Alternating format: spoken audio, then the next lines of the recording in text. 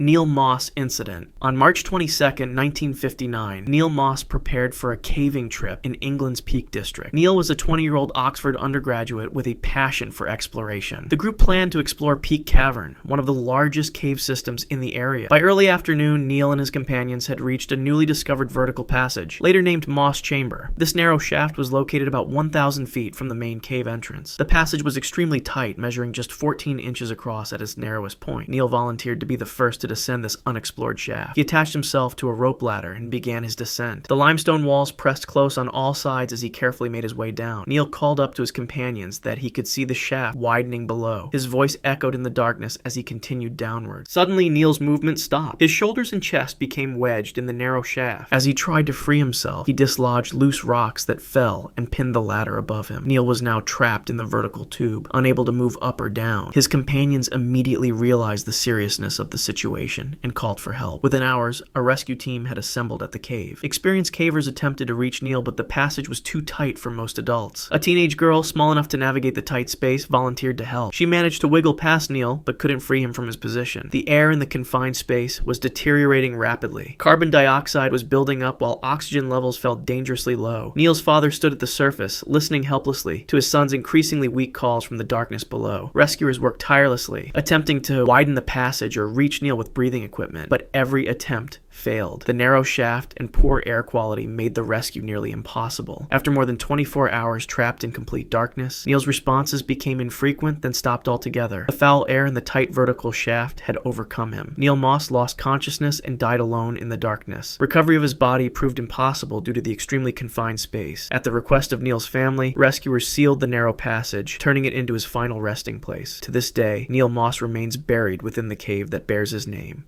Pavel Demidov, buried alive. On August 23, 2020, Pavel Yevgenyevich Demidov led a 6-person expedition into the Arabica Massive. Pavel was 32 years old and considered one of the world's leading speleologists. He had helped discover and map Veryovkina Cave, the deepest known cave on Earth at 7,257 feet. The team entered the cave at 9:45 a.m., beginning their descent into the limestone labyrinth. The Arabica Massif is located in Abkhazia, Georgia, and contains some of the most challenging cave systems known to explorers. The entrance was a tight vertical shaft that required technical rope work to navigate. Pavel's team carried single rope technique equipment, survey tools, and provisions for a 12-hour expedition. Each member wore a helmet with LED lights and backup illumination. After descending 1,804 feet through a series of tight passages and vertical drops, the team reached an area known as the Collapse Hall. This chamber, approximately 50 feet wide and 82 feet long, featured unstable walls of mixed clay, limestone, and debris. Previous explorations had noted the danger, but Pavel believed a promising lead existed in a narrow meander cutting through the chamber's eastern wall. At 2:17 p.m., Pavel moved ahead of the group to examine this passage. He was approximately 23 feet away from the nearest team member when the first sounds of shifting rock echoed through the chamber. Within seconds, a section of the ceiling approximately 20 foot wide suddenly detached.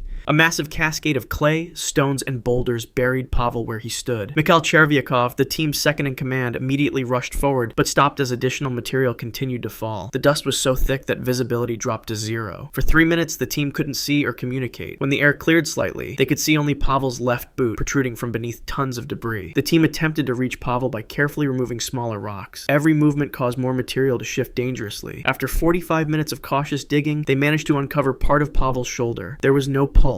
The weight of the collapse had caused catastrophic crushing injuries to his chest and head. The unstable condition of the collapse zone made immediate body recovery impossible. 2 team members remained with Pavel while the others climbed to the surface to organize a rescue operation. The recovery would ultimately involve 112 rescuers from 5 countries working in dangerous conditions. It took 72 hours to stabilize the collapse zone enough to retrieve Pavel's body. Spanish speleologist's sudden death. On June 11, 2023, Antonio Marquez prepared to explore the non-tourist sections of Valporquero Cave in Leon, Spain. Antonio was 49 years old and had been caving for over 20 years. He was accompanied by 3 other experienced cavers from the Madrid Speleology Club. The group arrived at the cave entrance at 10:15 a.m., planning to explore the technical routes beyond the tourist trail. Valporquero Cave features 2 miles of passages, with only the first 0.6 miles developed for tourists. The remaining sections contain dangerous vertical drops and underground waterfalls. The temperature inside maintained a constant 40 43 degrees Fahrenheit year-round. The 4 cavers wore wetsuits, helmets with powerful LED lights, and carried climbing gear, including ropes, carabiners, and harnesses. The team passed through the tourist section quickly. They signed the logbook at the barrier marking the end of the public trail. Beyond this point, they entered El Sil de las Perlas, a narrow passage with walls polished smooth by centuries of water flow. The limestone glistened under their headlamps, revealing intricate formations and delicate stalactites hanging from the ceiling. By 1:30 p.m., the team had progressed 0.8 miles beyond the tourist area. They reached La Gran Cascada, a chamber featuring a 65-foot waterfall that thundered down into a pool below. The sound of rushing water was deafening. Spray filled the air, making the limestone surfaces slick and treacherous. Antonio led the way, selecting a road along the chamber's eastern wall to avoid the main spray. Antonio was 15 feet ahead of the group when it happened. Without warning, a limestone block approximately 11 inches across detached from the ceiling 23 feet above. No one heard it falling over the waterfall's roar. The rock struck Antonio directly on the top of his helmet with devastating force, crushing through the protective shell. Antonio collapsed instantly, falling face first onto the wet rock floor. His teammates rushed forward, carefully turning him over. Blood poured from a severe head wound. His helmet was cracked completely through. Miguel Sanchez, a team member with medical training, immediately began CPR, while another caver activated their emergency radio beacon. For 27 minutes, the team performed CPR in the wet, cold conditions. Antonio showed no response. His pupils were fixed and dilated. Eventually, Miguel was forced to acknowledge what they all feared. The impact had caused catastrophic brain trauma. Antonio had died instantly. The recovery operation began at 2:45 p.m. It would take 14 rescuers more than 5 hours to transport Antonio's body through the vertical drops and waterfalls to the surface. The single rockfall, in an area considered safe enough for experts, had claimed the life of an experienced caver in seconds. Gordon Aitken's final descent. On February 12, 2015, Gordon Aitken prepared for a day of caving at Bullpot of the Witches in North Yorkshire. Gordon was 50 years old and a veteran member of the Solway Caving Club. He was accompanied by 3 other experienced cavers. They arrived at the pothole entrance at 11:20 a.m. on a cold, drizzly morning. The entrance to Bullpot was a dark opening in a limestone depression. Bullpot of the Witches is a classic Yorkshire cave system with a depth of 253 feet. It consists of several vertical pitches connected by horizontal passages. The cave is popular with both training groups and experienced cavers due to its straightforward yet challenging nature. Gordon had visited it more than a dozen times in his caving career. The team carried standard single rope technique gear, including 328 feet of rope, descenders, and ascenders. They rigged the first pitch with an 82 feet of rope and descended one by one into the darkness. The air temperature inside the cave was 46 degrees Fahrenheit with high humidity. Water trickled down the walls, creating a constant dripping sound that echoed through the passages. The team moved efficiently, having caved together for many years. Gordon led the way, navigating the familiar route. By 1:45 p.m., the team had reached the 5th pitch, approximately 164 feet from the entrance. This pitch was a 33-foot vertical drop with a narrow ledge at the top. Gordon moved to the edge of the pitch to set up the rope for descent. He was kneeling at the pitch head, securing the anchor points. His headlamp illuminated the drop below as he worked. Without warning, a limestone block the size of a small refrigerator suddenly detached from the wall 6 feet above him. The 550-pound rock fell directly onto Gordon. The sound of impact echoed through the chamber like a gunshot. The other cavers rushed forward, calling Gordon's name. He lay motionless, pinned beneath the massive block. Blood pooled around his head and chest. Stephen Marshall, the team's most experienced member, checked for vital signs. There were none. The rock had caused catastrophic crushing injuries to Gordon's chest and head. The helmet had been split completely by the impact. The team immediately activated their emergency call-out procedure. One caver ascended to the surface to alert rescue services while the others stayed with Gordon. By 2:30 p.m., the Cave Rescue Organization had mobilized 53 rescuers. They brought medical equipment, stretchers, and rigging gear. Teams of rescuers worked in relay, carefully navigating the narrow pitches. When the first rescue doctor reached Gordon at 3:45 p.m., he could only confirm what the team already knew. Gordon had died instantly from massive trauma. The recovery operation would take another 7 hours to complete. If you want to see more videos like this, click the video on screen now and make sure to subscribe.